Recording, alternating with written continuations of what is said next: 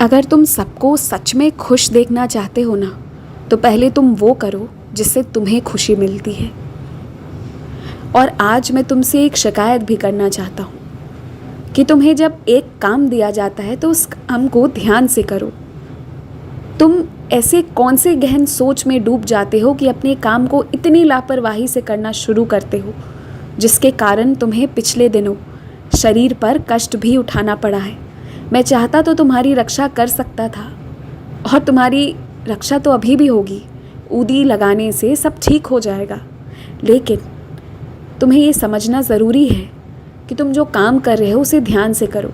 जितना दुख तुम्हारी ज़िंदगी में नहीं है ना, उससे ज़्यादा दुख तुम्हारे मन में तुमने खुद पाल रखा है, और उसे सोचने में कभी कभी तुम इस कदर डूब जाते हो कि खुद ही खुद पर भारी पड़ते हो।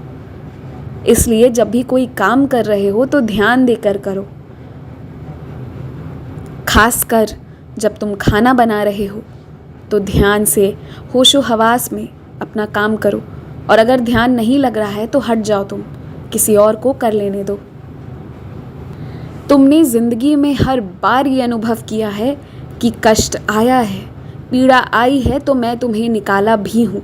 मैंने तुम्हारे कष्टों का निवारण किया है।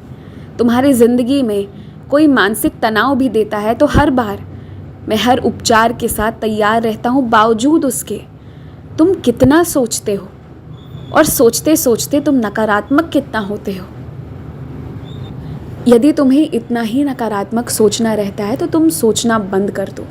उसके बजाय तुम मेरी तरफ देखो, मेरी सच्चरित्र पढ़ो, अपने जान पहचान दोस्त मित्रों से बातें कर लिया करो। पर यूं ही खाली बैठकर नकारात्मक सोच में खुद को मत डुबाना।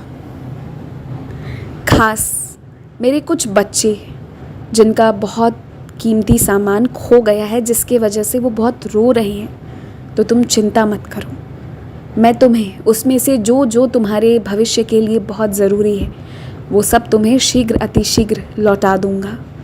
और कुछ चीज़ों को तुम समझ लेना कि तुम्हारे साईं ने स्वीकार कर लिया है, तुम्हारे साईं के पास हिफाजत से है। तुम चिंता मत करो, समय से पहले ही तुम्हें मिल जाएगा। तुम्हें किसी के सामने कभी भी शर्मिंदा नहीं होना पड़ेगा। खुश रहो, सकारात्मक रहो।